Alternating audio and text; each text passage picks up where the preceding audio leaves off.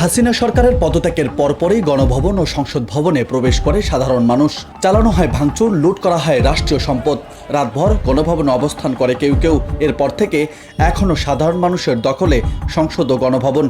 আমরা 1952 এবং 1971 সালের ইতিহাস পড়ে আমরা আজকে ছাত্ররা এই ময়দানে নেমেছি এবং তাদের চেতনা নিয়ে আমরা আজকে এই স্বৈরাচারকে বাংলাদেশ থেকে বাইরের দেশে যেতে বাধ্য করেছে। 1971 সালের পরে আজকে আমরা পেয়েছি, তাই আমরা খুব আনন্দিত, উল্লাসিত।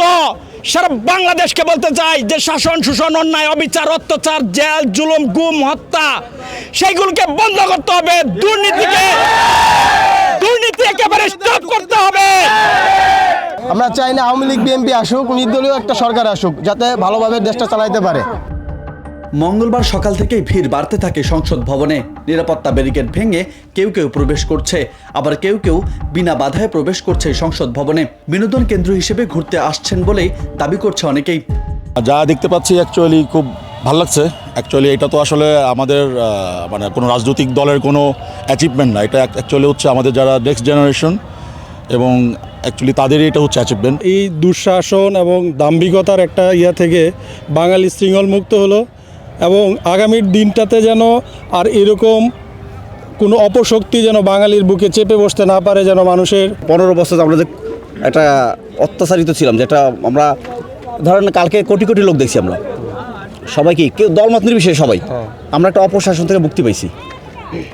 এটা আমাদের সবচেয়ে বড় রেসিপি। আর সর্বপ্রথম ছাত্রদেরকে ধন্যবাদ জানাই, কারণ তাদের কারণে আমরা সবাই এখানে আসতে পারছি। এদিকে পুলিশ ছাড়াই চলছে সড়কের যান চলাচল। এতে তীব্র যানজট দেখা দিয়েছে রাজধানীতে। বিভিন্ন এলাকায় শিক্ষার্থীরা যানজট নিরসনে কাজ করলেও তা সফল হচ্ছে না আইনের শাসনের অভাবে।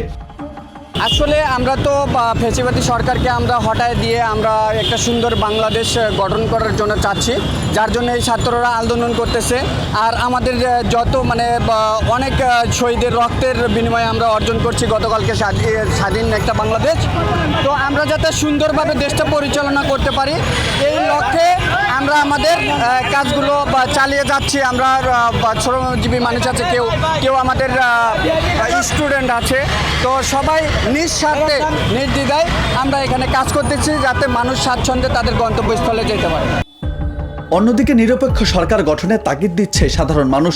সংসদ ভেঙে দিতে আলটিমেটাম দিয়েছে বৈষম্য বিরোধী ছাত্র আন্দোলনের সমন্বয়করা। রাজু আহমেদ, বার্তা 24।